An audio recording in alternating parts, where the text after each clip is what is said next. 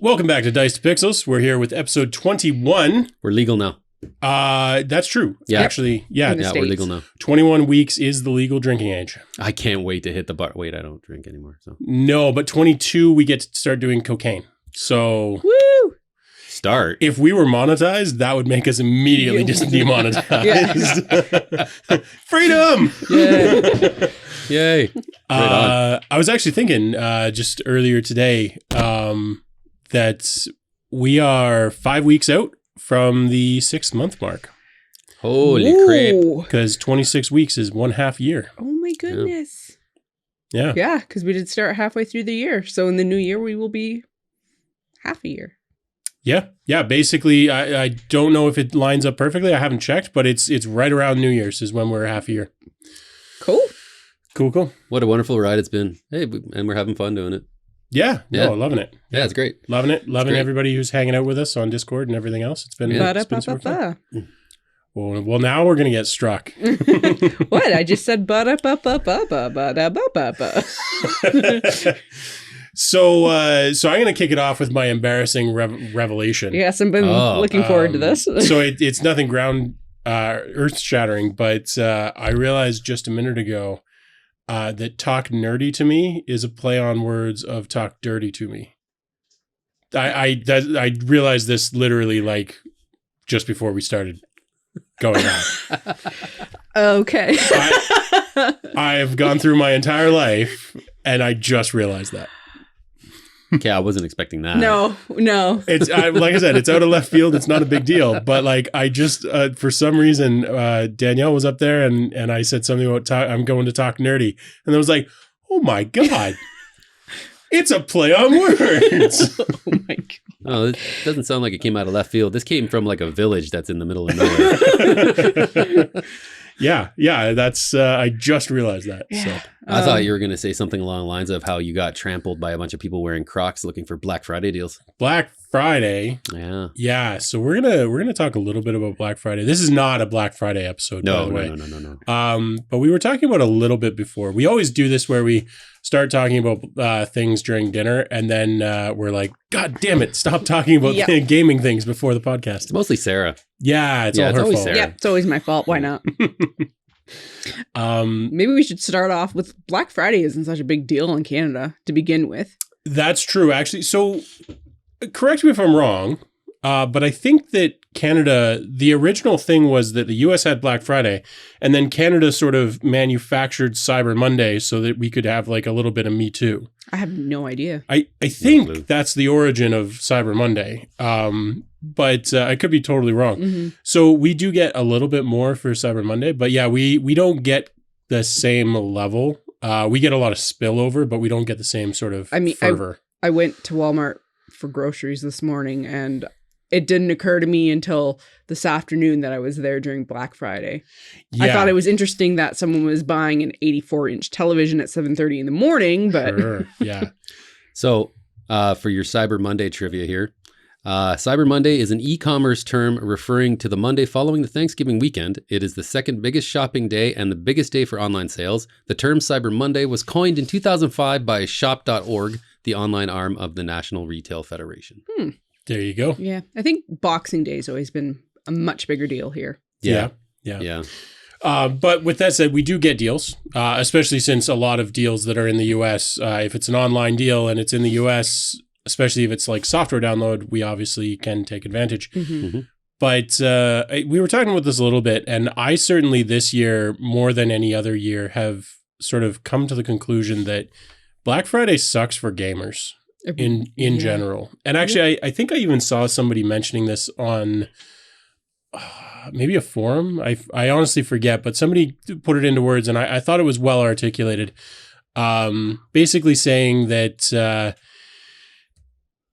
if you wait for games during Black Friday, if you either wait to get a game during Black Friday, or if you buy a bunch of games with the intention of playing them over the next several months, then you're going to sort of fundamentally enjoy them less than if you just buy a game when you want to play a game. Mm-hmm. Like if you actually are buying a game with the intention of playing through it, you should just buy it when it comes out or when you feel like playing it or whatever, rather than trying to like bank them up And I think that's very true because every time I buy a bunch of games at once, like I'm not looking forward to any of them individually as much as I would have if I just bought one game. I think that makes sense because I've been on Steam for like 9-10 years, not nearly as long as some people, but I remember early on, like when the summer sales and all those big sales would come on, I would get so many games at that point because I was building up my library then. But looking back through my library now,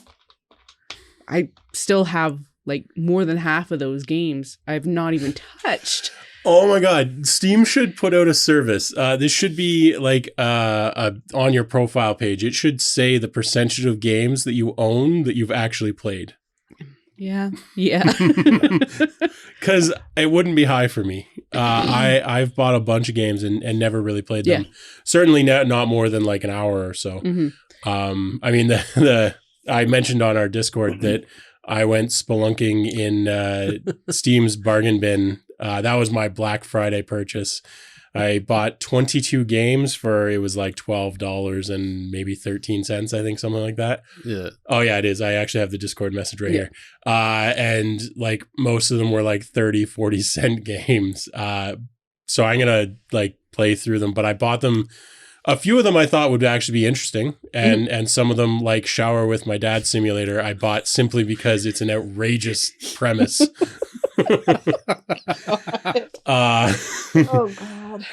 Yeah. So there's one game in particular I'll mention a little bit later because it actually is kind of amusing. But yeah, like that was my thing was I just went through and bought a whole bunch of cheap, crappy games. Because the thing is, if any of them are good, they're literally like even regular price, they're $3. And I love games like that. Yeah. So do I. Yeah, I've noticed you need like even especially for console players like myself, right? PlayStation right now they have a huge Black Friday sale going right now, and like there's tons of deals, but it's nothing like and we were talking about this about getting the value of your dollar out of a game, right? Yeah. And as much as we shit on Sony, I will say that when it comes to their first party games, you really do get what you pay for. Well, and like, let's be honest, let's be realistic here. I don't think we've ever shit on Sony's software in general. Like even the exclusives that aren't necessarily Sony, but like Final Fantasy, for instance, has always been a Sony exclusive, and it's one of the best game series that's ever existed. But it's just this generation, they seem to be doing weird shit with their hardware. But yeah, to your point, God of War. Yeah, like so obviously I've been playing God of War for the past 2 weeks now, and I've logged over 40 hours in it, and I am not done the game yet. But I am apart from the Atreus sections that I don't like, I am thoroughly enjoying the experience. And when we were talking about Black Friday deals, and I'm looking at some of them right now, and I'm just like, these aren't deals. Like, to me, when I think of Black Friday, and I think of when you see that $800 TV and they have the price slashed by like 70%. The door crashers. Yeah. Like this is the thing that makes you wear like spiked cleats and trample people in a shopping mall, right? Yeah, which I think to Sarah's point, like we don't get nearly as much of that in Canada. No, we don't. But like I'm looking at a lot of the digital deals, and like a lot of the savings are, I mean, they're not that great. I'm still not going to drop this much money on like certain franchises. This Gotham Knights game that just came out, for example, it's already slashed to 40%, but I'm not going to spend like $55 Canadian on a game that's not that good. Yeah. Well, we were talking about that a tiny bit earlier, and I was saying, I've been having a harder and harder time sort of taking the plunge on the higher price games because they're like $100 a lot of them these days. And especially for somebody who likes board games and video games, if I'm spending $100 on a game, I'm probably going to spend that on a board game because I can get a really cool board game for $100, or I can get a AAA title video game for $100 that I'll be able to get for half that in 6 months. Yeah. So maybe it's because I like both, but I've been having a hard time with new games, like Same. buying into new games, which is part of the reason why I go bargain bin hunting. Yeah. Same. I've been that way for a long time too. Because, well, if I'm paying $90 to $100 Canadian for a video game, like I want to get my hours worth out of it. Like if I'm spending that much, it's going to be a big purchase that I'm sinking time into, and I want to like make that my big thing for the year. So like if something like Skyrim came out now for $100 and I'm interested in it, like you said, if you buy the game right away when it first comes out, that like increases someone's enjoyment of it. I'm going to spend that money on it because, well, granted, this is also looking backwards, but I know I'm going to get hundreds and hundreds of hours out of that game. Yeah, and there are studios and game types that you can be a lot more confident of that, like GTA, Sky, Elder Scrolls, that sort of thing. But then also at the same time, those types of games have a longer shelf life too, because like how long has GTA 5 been around, and GTA Online is still massive now. So you could wait till it's slashed down to like I got my own copy finally, so I don't have to play under Chad's name for like $16. So well, and I think that's part of it. Like so, I think Anthem is so Diablo 3 and Anthem are the two games that I can remember that I paid full price for. Like I even pre-ordered them. I knew I wanted them day one. And that was because I had specific people that I was going to play with. And to the point that like, I think we took days off work to play those games. So in a situation like that, you're paying for more than just the game. You're paying for the experience as well. But God damn, I have a hard time laying out that kind of cash for a game, even if I know that I'm going to get a bunch of hours out of it, because unless it's something that I really feel like I need to play right away, I can wait, right? Like I would rather buy Hero Quest is a bad example because it's actually like $200 and change, but I would rather buy a game like Hero Quest or Gloomhaven that's like spendy, but I know I will get just crazy amounts of playability and replayability out of than a game that I might never like. I might not even like it. I mean, I look at things like Cyberpunk and it's like, well, those people got screwed. The game now is like as it is now for like next gen. When the PS5 version came out, it's great now. Yes, like it sucks that it took so long for the game to like get to the point where okay, it's playable. Yeah, but like playing this on the PS5. It's great. The frame, like there's nothing wrong with it. It's a smooth experience. Yep. I'm having a hard time getting into it because I don't like the Cyberpunk universe. Wow, that's fair too. I mean, there are games that you can anticipate that you might not like, and then there's games that you think you'll like and turn out to be shitty experiences for one reason or another. And that happens with board games too. Like it's not limited to video games. I think that's par for the course with basically any type of media, really. Yeah, absolutely. But hey, I tried it twice. I gave it 2 shots. Always try it twice. I gave it 2 shots. The second time I got a little bit further in it, but it didn't hook me. Yeah. Like there was nothing about it that just like, you must keep going. Yeah. I was just, okay, no. Yeah. So. Yeah. But yeah, I think for me, spending big bucks on video games, I'm pretty much over that phase of my life. I did at one point in my life, I did a bit of that. I don't think I'm going to do a lot of that these days. And I think it's easier to not do that now because there's so many smaller studios making high quality games. That's true. That's very true. Senua's Sacrifice. I can't remember the first name of it, but that one. Senua's Hell something anyway. Yeah. But like that's a $30-ish game, and it's a linear game, but I played through that and the experience of that game was fantastic. I felt like it was only maybe a 10-hour game or something like that, maybe shorter than that, but the experience of the game itself made me feel like I had gotten my $30 worth out of that game. Yeah. Yeah. And that's something like, for instance, Diablo 3. I'm sure I paid $100 and some for that game when I bought it, because I think I bought one of the, not the like super premium version, but one of the better versions. And I don't regret that in the least, because, well, A, I actually made money on Diablo 3, but B, like I sunk hundreds of hours into it. Like there's no doubt I got my money's worth. But then something like Anthem, I mean, I don't regret it, because my buddy John and I played it for a couple weeks. We played it pretty regularly, but it became pretty clear that the end game didn't exist. So we pretty much haven't played it since. I don't know that, like, other than being able to play with a friend consistently and having that experience, I did not get my money's worth out of that game at all. Yeah. And I think that's a common complaint with Anthem. So yeah, it's a bit of a crapshoot. I feel like it's maybe more of a crapshoot with video games than board games to some extent, but that may not be true. Yeah. There are a lot of board games that I don't look at twice that probably suck. Yeah. So yeah. And there's been a few games this year that I've bought into and like pre-ordered, and when the release date finally hit and I got to play it, I was just like, why did I not buy physical copies of these games? Because they were digital, right? Right. And they sucked. Yeah. And another thing Sony sucks at is returns. They don't allow digital returns.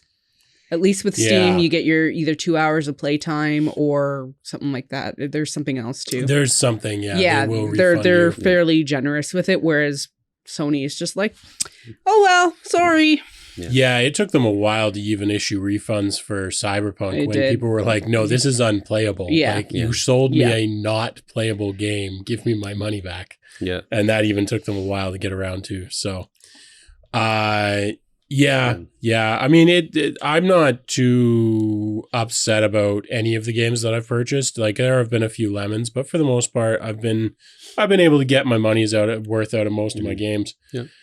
But, which is why I say, like, with Sony's first party stuff, like, yeah, the Black Friday deals aren't that great, but man, if Ghost of Tsushima is on sale, has a Black Friday deal, and I 100%, if you haven't played that on PlayStation, Ghost of Tsushima, you will get your money's worth for that, and it's cheap right now, so definitely jump on that. Like, and I touched on this a bit last week about games, like video games, just being like a self-contained package that you buy once, and this is the game that you have. And like God of War is that. Like, they've already said there's going to be no DLC for it. The game as you have it, you'll get your patches, but it's the $90 game, and this is it.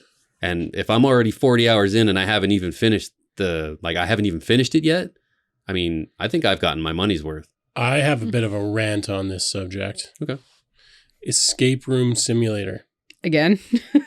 Did I rant about this last week? You complained about it slightly, a little bit last week, but I think you said you were going to save it for this week. Okay, yeah. I mean, it's basically just I tried even more maps, and like none of them work correctly. Wow. Like they have broken the game.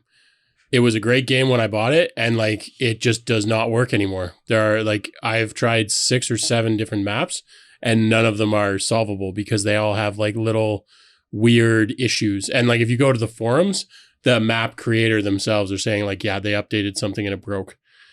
And it's like, why wouldn't you test that before releasing it? Well, presumably because how are you going to test like all of the community maps, right? Like, true. Community maps. Community maps. Because I mean, that's the thing, right? Like that's where 99% of the game takes place, is in the community maps people create.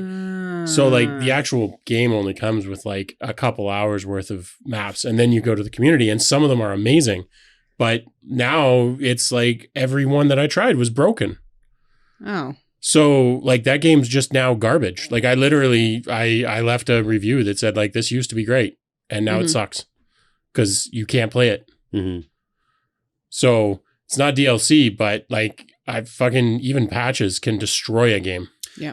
I meant more along the lines of, I know. Like it doesn't require you to be online. Yeah. You know what I mean? Like I could boot up God of War if the internet was out and I could still play it. Yeah. Like something like that. A lot of these single player games now, for some bloody reason or another, have to be online all the time. And I don't get that. Like, go back to the NES, and you just bought an NES, and you got Super Mario Brothers, and you throw that sucker in, but you can't play it because you're not online. Yeah, well, I mean, it's a little bit less of an issue these days. To be I know, online. but I'm Yeah. I'm using that analogy like from like in the 80s. Like if that were the case back then, it's like, well, what the fuck? Like, yeah, I don't have a real problem with I mean, for starters, like most of the games that I play, you actually don't have to be online for. I have a question Yeah, go ahead. that's peaked up because of this. I don't know if you'd know the answer or if Chad would know the answer, but games that do 17. good enough. No. Games that do need to be online all the time. What happens with slower internet connections? Like if we were to take our PlayStation 5 to my parents' place, they live in the country, they have satellite internet, so it's not much faster than dial-up. It depends on a handful of things. So little note actually, with a lot of satellite internet, it actually is a phone line for the upload. It actually is a dial-up for the upload. It's only the download that you get satellite link for. Did not know. Not all, but a lot of them. But most games that need to be online, they don't seemingly need to be online. Like there's no like online functionality that you're using. Mm-hmm. It's usually to do with digital rights management, so like copy protection. Mm-hmm. And all it's actually doing is it's doing an initial validation against their servers, and then usually just sending a heartbeat to make sure that you're still connected, so that you can't start it on your computer and then I start it on my computer and Chad starts on his computer. So the actual throughput can be completely nonsense, and dial up would be fine. There's a lot of people that have a lot of problems with that, and to some degree, I'm right there with them. Like the fact that this game is just contacting a random server for no particular benefit, or like no benefit to me whatsoever. Mm-hmm. Like I get it. I get why people get worked up about that. For me, as long as it's not trying to do anything weird with my system, I'm fine with it. There are some that go way overboard. They try to like monitor processes that are running on your computer to see if you're like running cheat software and stuff. I have a problem with that just because I'm like, no, you don't ever need to see what's running on my computer. You can go to hell.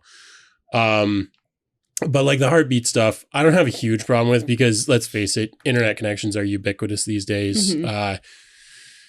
It's nice when you get a self-contained game. I totally agree. And most of the stuff that I play tends to be self-contained. But at the same time, I don't get too worked up about stuff like that. It's mostly things where patches are breaks the game.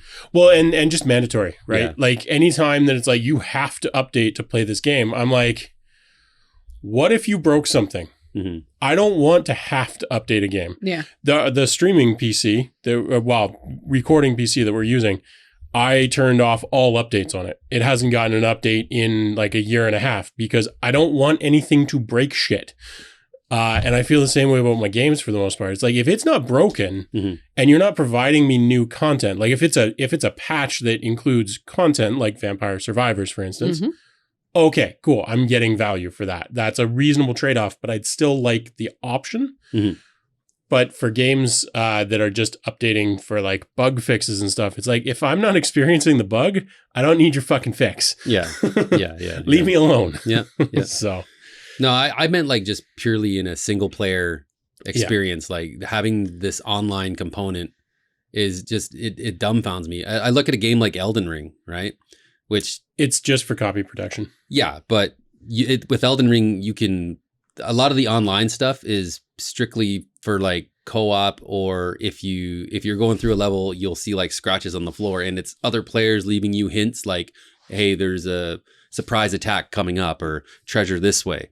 But if you play offline, you don't get any of that. It's just, like the pure unadulterated offline experience, which is good. Like I like that. Mm-hmm. So I've never, like you've explained it, and it annoys me because, again, coming from being an old bastard that I am, growing up with NES and Super NES and not having that online component to everything, and just playing my games as a game, Oh, I'm right there with you. I just don't feel as strongly about it. Like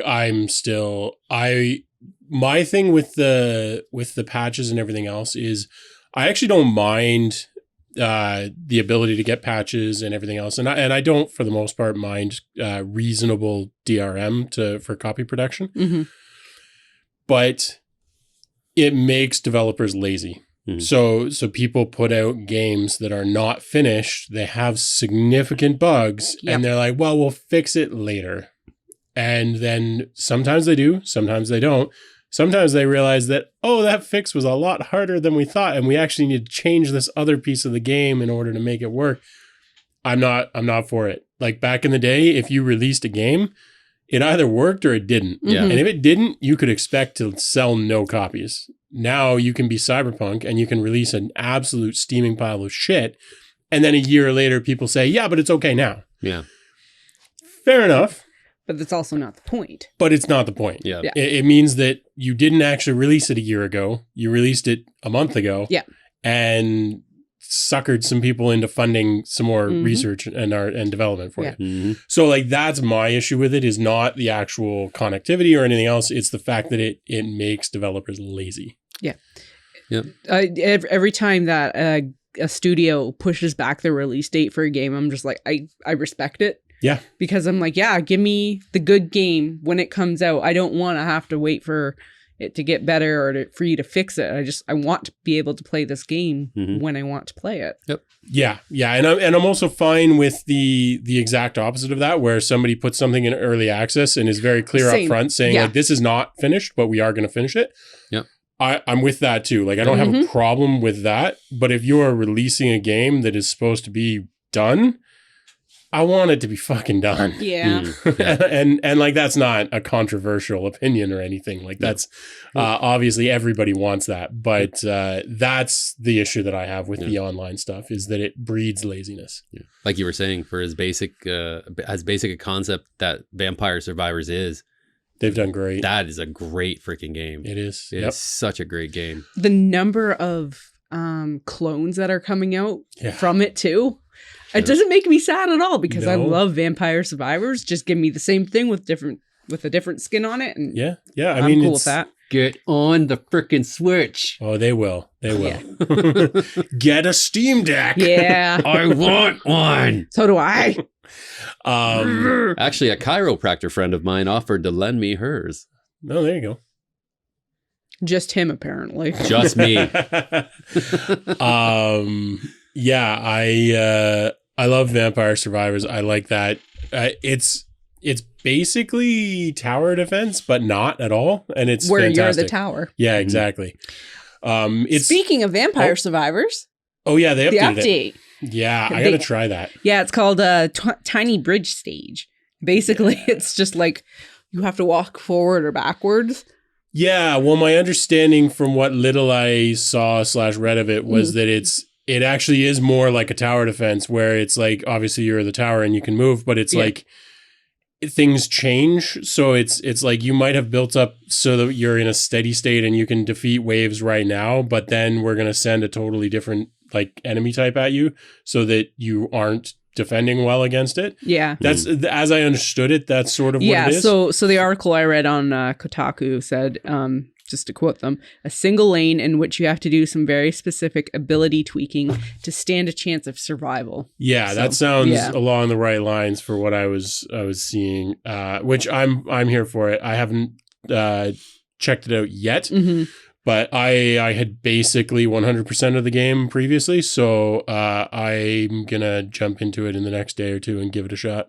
I'm gonna take a leap in the ocean here. I'm gonna say that Vampire Survivors is going to get Game of the Year by a few publications this year. Oh, by a few for sure. Yeah. I thought you were going to say on Steam, and I'm like, I could see probably. it. It'll be very least top 5. I honestly think Elden Ring is by far, like, Elden Ring's going to get Game of the Year.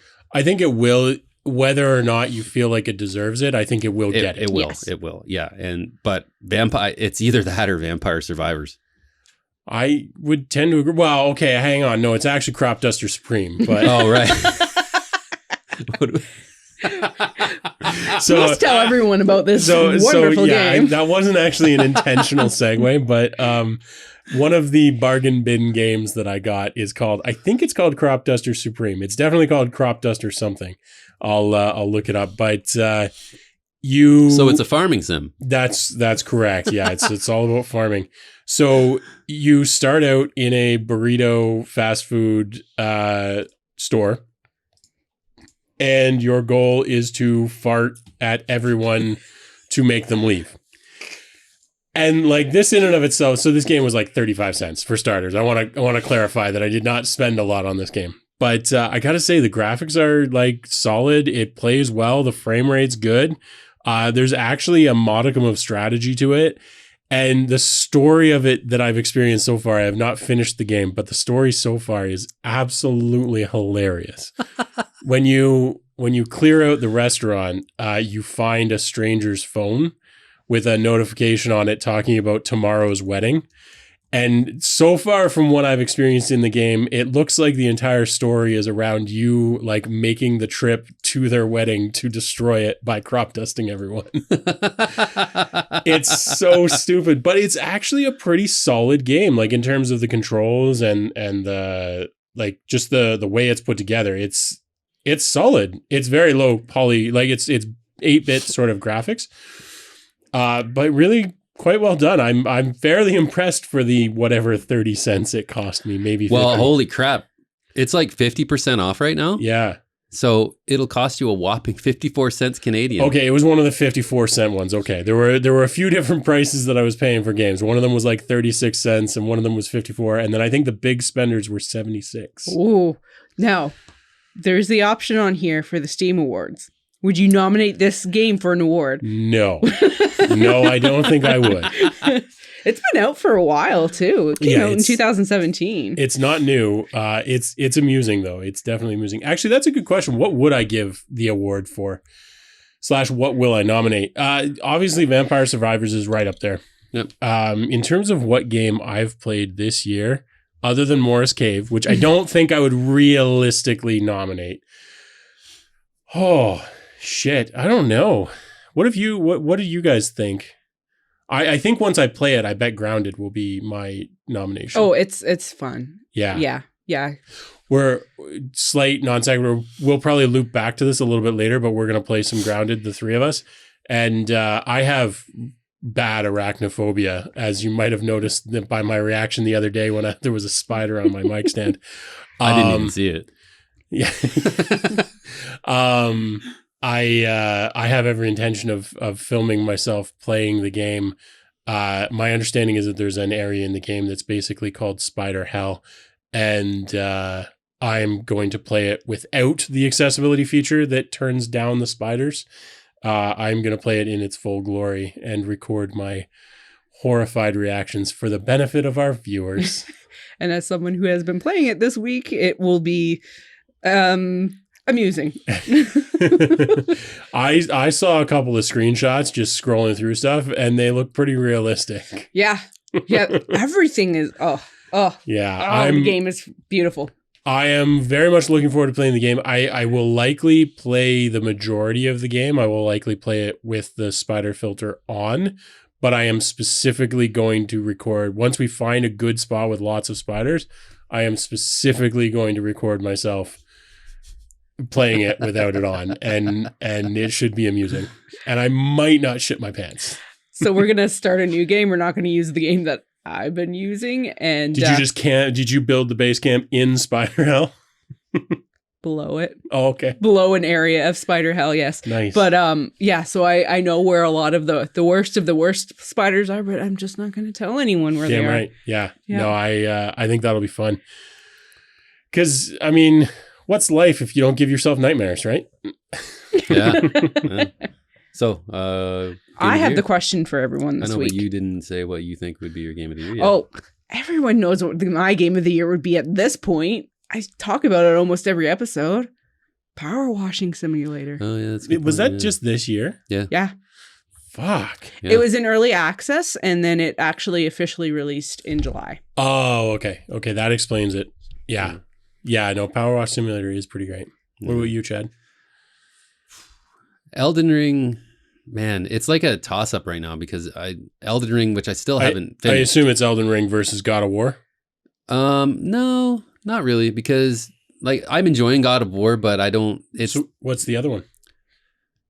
Honestly, it didn't come out this year, but I fucking loved Cat Quest. That's cheating. I know. It's probably going to be Elden Ring for me, just like because it takes the Souls formula and it just it perfects it. It was a perfect, in all sense of the word, it was a perfect game in my opinion. So when can we expect your no damage run? Never. Never. I was reading an article, you guys might have seen it too, about the most elite gaming squad, or one of the most elite gaming squads, where in order to be allowed in, you have your resume essentially is recorded playthrough of you doing certain games with a no damage run. Jesus. If like you have to do that in order to be considered for entry. And I'm like, on the one hand, that's kind of amazing. On the other hand, I do not want to, that's not a club I want to be part of. No. They take it too seriously. Yeah. No, There seriously. was a story not that long ago, this year, I believe, somebody had went through every single FromSoft Souls-like game. Yeah. And like no damaged the entire, like all of them. Wow. Back to back to back to back to back. Yeah. Like, holy. That's a lot of my hat is off to you, sir. That's a nuts. lot of practice playthrough first, too. Right. Yeah, man. I no damaged Super Mario Brothers once. You kind of have to beat that game. Yeah, pretty much. Yeah, so that's a gaming clan that I will never be a part of. Yep. Not that I'm super likely to be part of any. Well, no, I'm a part of the Dice to Pixels gaming clan. Yeah. All right, now I have our question of the week. I've been I was distracted temporarily, but I'm dying to hear it. So if you could replay one of like any game that you've ever played for the first time again, what would it be? Video, board, anything? Oh, shit. Board games too. Oh, man. Okay, so my immediate reaction was World of Warcraft. Yeah. That was my immediate reaction. But then you said board games. You could do both. I got to think about that for a second. Okay. But in video games, I think it's World of Warcraft. Yeah. Because it would have to either be World of Warcraft or Kerbal Space Program. But when I log into World of Warcraft now, I'm like, it's fun, but it's not like, oh my God. I still get the same, like the same exact feeling I got the first time I ever played Kerbal Space Program. I get that every time I launch the game. I'm like, yay, rockets. So like, I don't feel like I'd be gaining that much going back with Kerbal, but with WoW, like I remember the first time I logged into WoW and I was like, oh. Oh, man. Chad's thinking so hard. Because I'm trying to remember some of those first time experiences, and it's ooh. I have a slightly cheating answer. Okay. A second answer. Yeah. For board games. Okay. This is a little bit cheating because the answer is Agricola or Agricola, depending on how you pronounce it. And the reason is that's the first like adult board game I ever played. Oh. That was my like serious introduction to like proper board games. I had played a few things like I don't really count some of the sort of intermediate ones, but like Agricola was the first one that it's like, this is a worker placement game and like it's like super strategic and everything else. And that was the first game that I ever played that I was like, oh man, board games can be awesome. Nice. So it's not so much the game, which I do love. I love Agricola. But that experience specifically. Yeah, I think with this type of question, it is like reliving that experience again. Okay, I'm gonna have to choose a bunch because I can't narrow it down. Okay, I honestly can't. Fine. Castlevania Symphony of the Night. Okay. I remember the first time I played that on the OG PlayStation, I was blown away by not only the graphics, but the freaking music. Like the score of this game was when everything kicks off and you walk into Dracula's castle and everything's dark and all you hear is like the thunder crashes and you see the lightning and you're fighting all these big ass wolf enemies and killing them in one hit. And then all the lights come on and that music kicks in. Holy crap, did it give me goosebumps because it's like an orchestral score with like rock metal elements in it. And it just kept going throughout the whole game. And the inverted castle stuff, holy crap, that knocked my socks off.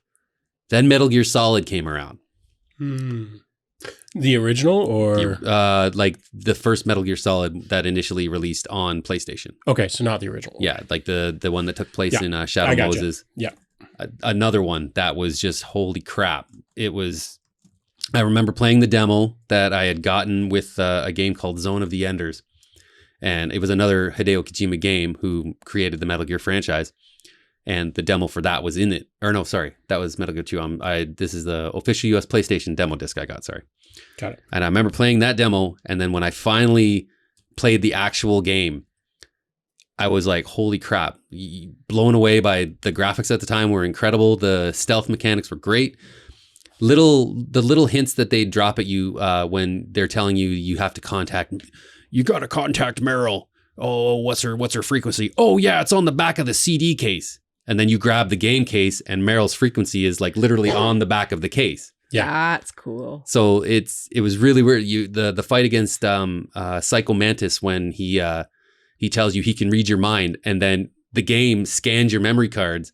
And if you had any other Konami-based franchise, he'd be like, "Oh, you enjoy Castlevania, don't you?" And you're like, "Get out of my head." Yeah, that one. More modern takes. I'm gonna pick two. Batman Arkham Asylum. Because the first time I played that, I was so worried about a Batman game, because predominantly a lot of superhero games at the time were known to have been shit. Yep. So when I finally played Arkham Asylum, you were Batman. Like, it was no joke. The detective mode, the combat. There was Joker in that game, though, hon. Yeah, I know. You Shut said up. no. But no, like it was great. It blew me away. And then Spider-Man, the PS4 version, when Spider-Man came out. No, I loved that game. That game. I didn't play the game. Yeah. I have no opinions on the game itself. Spider-Man just sucks in general. Yeah, Because of Spider? No, because it's such a shitty comic. No. Yeah, the game was really good. The 3D model of Manhattan was holy crap. Like, it was so huge. It really showed what the PS4 could do. The upscaled version on PS5 is mind blowing, and the story was really, really good. Playing through it, it breaks your freaking heart in the end, because like it's one of the, it's Yep. you know, like there's those games that you get to an ending at some point and you're just like fuck, and you're trying to hold back the tears, you know, but like it was good. It was memorable for me, so probably those. Yeah. I mean, I know it's a lot. I can't narrow it down because I have played so many freaking games in my life. Well, if it's just those, As for board games, man, I don't know. It like, I look at something like, and this is way back, but like Nightmare. What was the first sort of like in-depth board game that you ever played? Like, we're talking like not sort of Monopoly and stuff like that. God, I whatever I played with you. Oh, really? Yeah, like to me, like, and I like board games. A lot of the board games. What was that? Night Cage. Night Cage. Yeah. Stuff like that. Like, no, like when we played that, like that was fun. Like playing that was cool. Yeah. So like I'm being like slowly introduced via you to like a bunch of different board game styles that, you know, for me being I didn't know that they existed. You know what I mean? We got to play so many more board games. Yeah. Oh, I agree, and I want to. We don't have very many board games. We don't have a very large collection. It's slowly growing. Yeah. I look at something like Wonderbook. Oh, and we gotta finish that. play that. That one. freaking blows me away. That blew me away. That was like insofar as like board games though, that like innovation, hell yeah, that's so cool. freaking amazing. So cool, yeah. So yeah, we'll definitely we're gonna play more board games. Actually, this is a question. I think we're gonna put a survey in the description. Mm-hmm. We are looking to, we are, all of us, me specifically, whatever. We're looking to make some more content for the channel. But we kind of want to know what content people actually want to see.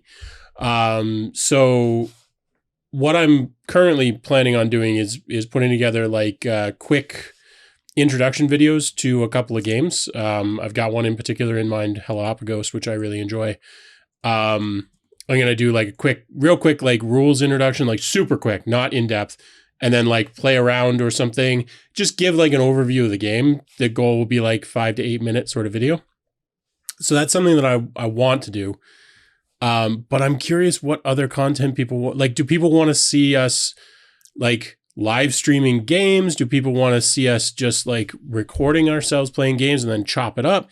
Do people want to see review type stuff like that? We're going to put a few options in a survey, and we'd love it if people let us know what they want to see. Because unfortunately, YouTube won't let us access the community section yet, so we can't run polls directly in line. Mm. Also, just leave a comment if you would prefer to do that, because that's also super easy. And we do read them, even if I've been a little lax about responding to them in the last couple of weeks.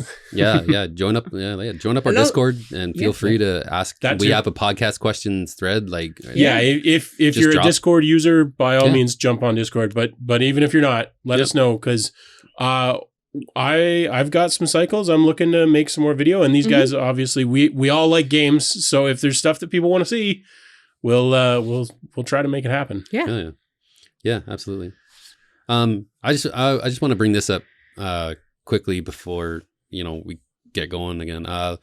Last weekend, as you know, we lost Kevin Conroy. Yes. Really sad. You may have mentioned that. Yeah, really sad. Unfortunately, another part of my childhood passed away earlier in the week. Jason David Frank, wildly renowned as Mr. like the Power Ranger. He was Tommy Oliver, the Green Ranger, the White Ranger, the Red Ranger. He's been synonymous. Wait, how was he all of them? He played them all. Just at different times? Yes. Yeah. Oh, okay. Yes. That makes more sense. He was introduced. I was going to say, they weren't voice-overed. No. He was introduced as the Green Ranger in the original Power Rangers show when it was debuted here, and then he eventually became the White Ranger. And, but he even a few seasons back in one of the shows, a couple seasons back, he constantly cameos in Power Ranger stuff. He's reprised his roles as the Green Ranger and the White Ranger in stuff by Super Fight. I forgot about that. Yeah, I can't remember either. It's a versus show where they'll take like Scorpion versus the White Ranger, and and he's been in those. They were fantastic. He passed away at the age of 49, and 49 is incredibly sad. And again, like another part of my child, like not just mine, but I know a lot of people growing up that watched the show. Damn, man, like that's sucks. When you get to a certain age, that starts happening. Yeah, I know. But not typically with someone so young. That's actually really unfortunate. That's very young. Yeah. I know a lot of people, like when Leonard Nimoy died, Star Trek fans were like, "Oh my God." I'm like, absolutely. The guy was hugely influential. At the same time, not a super huge surprise. No. Whereas 49, like that's pretty. Yeah. So definitely, thoughts and prayers go out to the family. And just, man, like, again, I will say exactly what I said about Mr. Conroy, and that we have all of the experiences that he gave us, all of his performances in the shows and whatever media that he's given us. Like, we still have that. We can watch that whenever we want. And thank you for what you did for us, Jason David Frank. I did watch Power Rangers, but I've never really, I only got a little bit into it. I never really got into any of the video games or anything. I'd actually be interested in playing some of the video games, because that strikes me as a sort of show that could translate very, very well into a video game. It hasn't really. No? So there was a fighting game, more or less, on the Super Nintendo. It wasn't that. It was like a side-scrolling beat 'em up, and then it turned into like a fighting game when you were in the Megazord. It wasn't that good. I know they just released another fighting game called Battle for the Grid. Battle for the Grid, yeah. I haven't played it. I never really. I don't want a fighting game. I want like an RPG or something. Like not even like an RPG, but like I want to be able to like make the Megazord and I see something like Almost like a Devil May Cry or a God of War, like where you're Something more like that. you're fighting, like it's Yeah. fighting, and then like, oh crap, you know, and then I think the closest we have to that right now would actually be the Power Rangers TTRPG. Oh, yeah. Yeah. we should try that at some point. Yes. Yeah. Yeah.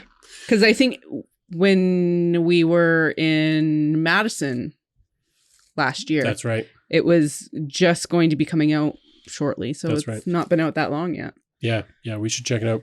Okay, so we're gonna stop the podcast and we're gonna invent a time machine instead, so that we have time to do all of the things that we want to do in addition to the podcast. Oh my God. Just clone ourselves. There you go. There Hey, you go. I'm still thankful I only have the little bit of gray here. A little bit. Shut up. Well, that's because it's the only area you've really grown out. You know what, Chad? My You're sexy as luscious all. I loss. meant your cheeks too. I'm at the phase where I am starting to go a little bit gray, but I'm still at the point where, like, if there's a single gray hair, it like really stands out. Yep. Yeah. Same. Yeah. Oh, you'll But, all get there eventually. Yeah, when we're as old as you. Well, just wait till you get to be as old as me. I mean, you probably have just as many gray hairs as my younger sister. there you go. don't you shut your mouth? Sponsored by Keep. That's right. Yeah. So what else was there was something else that we were talking about before we came down here. Do either of you remember what it was? Because I don't. No. You got us off on Power Rangers. Yeah. No, it's fine. I wanted to bring it up. It'll Just- come back around. No, it's good. It's good.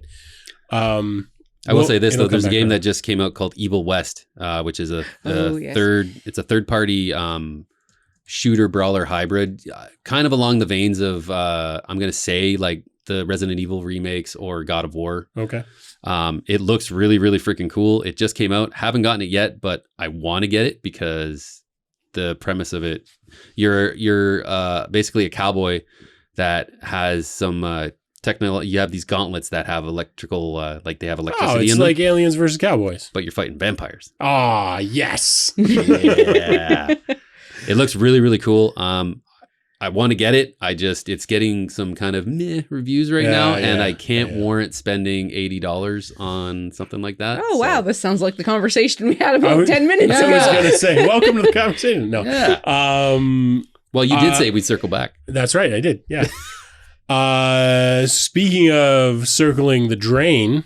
No, okay. That's overstating it. Apparently though, Hasbro, couple things with Hasbro. First of all, they were downgraded to a sell, by one or more banks. Apparently they are having some corporate issues. So probably their finances are not looking good because they ramped up so much on Dungeons and Dragons and Magic during the COVID lockdowns. Yes. Because everybody was like, I'm going to buy all of the games that I can't play right now. And then now people have games to play, so they're not buying more. So apparently they're struggling a little bit, but probably nothing major. I mean, it's Hasbro. They're pretty big. Yeah. I mean, people don't want to buy the D&D Trivial Pursuit and Yahtzee. Oh my and- God. Yeah. Yeah. Yeah. No, Yahtzee can go fuck itself. I will totally buy the Dungeons and Dragons Trivial Pursuit so that we can play it someday.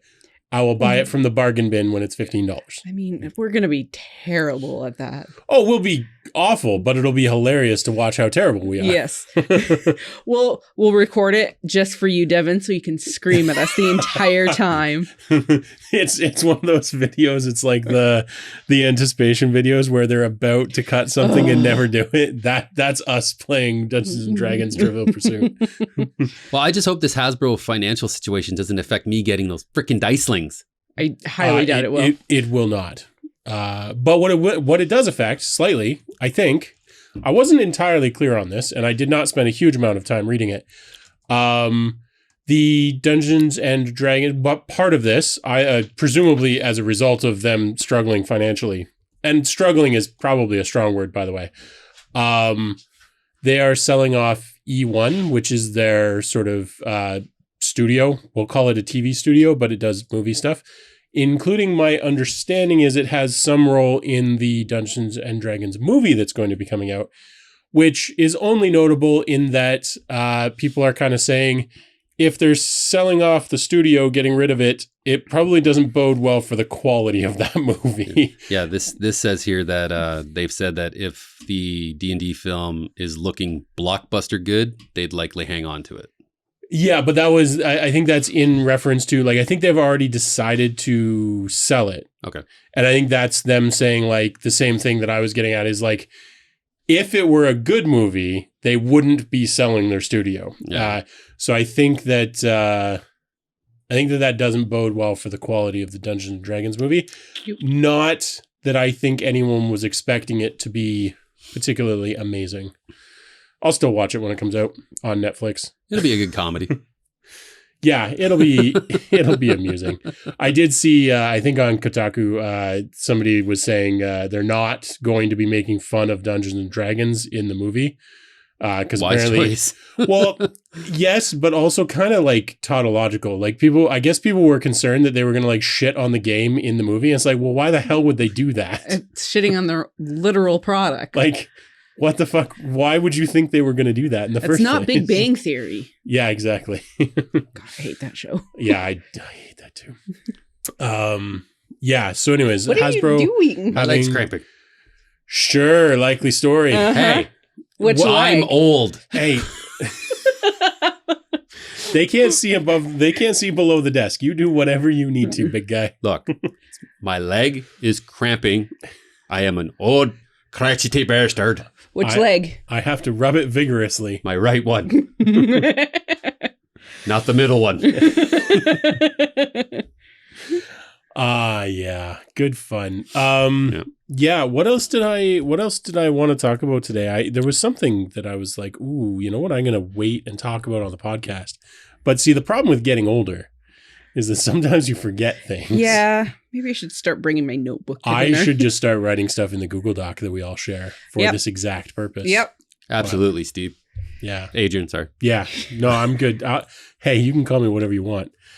Yeah. So, but what I will say is I have 20 games now because I've played 2 of them. I have 20 games to burn through on my Steam list. Mm-hmm.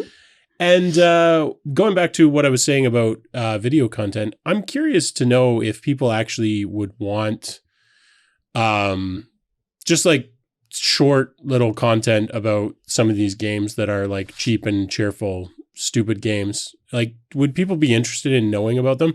I've posted a few of them, even just on the website. Like, does anybody care about this? Or is this just something that I like to go bargain bin hunting? Or like, I'm curious what people think. Let me know in the comments if you are the type of person that would pick up a 50 cents game if it's interesting. I mean, that's me, but I'm also here for the content already. Yeah. I am part of the content. Yeah. You already know about them. I'm just kind of picturing like Adrian with a shopping cart in front of him and like a pair of like sunglasses with a scarf tied around his neck going through like a dollar store, and then just like the various Steam games like, just 51 cents. You need to get like one of those little mini toy shopping carts. Just... I would get up to the checkout and get my little coin purse out. Yes. That's 1, 2. I've lost count. Yeah, no, I love bargain hunting for games. It's like, I don't know. There's no way all of this costs 14 butts. You know, in my day, games cost a penny and we had change for the candy store. I liked watching one of those films on that little picture box. Oh, God. I think it's like the easy version of going thrift store shopping. Yeah, which I also enjoy, by the way. Yeah, same. Yeah. Actually, I've bought Except a few. You have to be in the mood for that one. Yeah, you do. I've bought a few old board games from thrift stores. I actually have one that we still haven't played that I want to try out. The problem is that I think it's a worse version of Letter Jam. So it's going to be pretty anticlimactic. I don't even remember what it's called off the top of my head, but it's sort of codename / or code words / Letter Jammy. And I suspect it's worse than both. So can't possibly be as bad as the Wizard of Oz game I have. I can imagine. That sounds horrible. It was, I have 2 Wizard of Oz board games, but the one I think we got at a flea market, Mm-hmm. and it was from the 70s, and there's not even any instructions in it at all. It's basically making up your own game as you play. I gotta say, I was impressed. The game that I got, and I'll have to figure out what it was called. I'll let you know if we ever play it. It was complete. It was in like good shape. It was like $3, and it's from like the 60s. Oh wow! So somebody had it on their shelf, probably unplayed for a very long time. You showed us this. Yeah. And I keep meaning to bust it out, but I know based on the rules that it's basically a worse version of Letter Jam. So I'm not like, we gotta play this. It's more like a curiosity. I want to see what it's like. That I might do a little video of. Do you think they've Just made like an a YouTube updated short. version of Balderdash at all? Oh, probably. Somebody must have, whether it's official or not, somebody must have like bootlegged a new rule set for it. Yeah. Just a weird question I had because I remember playing that game. Yeah. Yeah. I go to thrift stores and check out their board games every now and then, but I also don't want to end up with Ebola. So I'm kind of like a little careful about what I buy.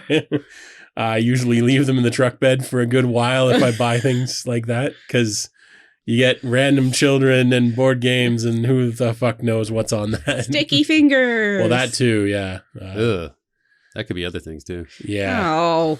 Wow, that's after I open it. Melted chocolate bars. That's right. We knew that's what you meant. That's what I was going with Cream- sticky fingers. No, because they like Cream hard cheese icing. candies. No, Would you like a they're not- hard candy? I was going to say they're not 70 years old. You can be a 70-year-old kid. I plan to be. Yeah, same. Yeah, hell yeah. Chad's going to be in like 5 years. yeah, fuck. I'm halfway there now. For realistic, that's what I think most of the millennials are going to be. Right. 70-year-old children. Yeah. But it will be all right because we'll all be having fun. Yeah, we're never growing up. Nope. And we hope you had fun watching this or listening to this episode. Oh, are we done? Yeah, I guess so. Okay. Yeah.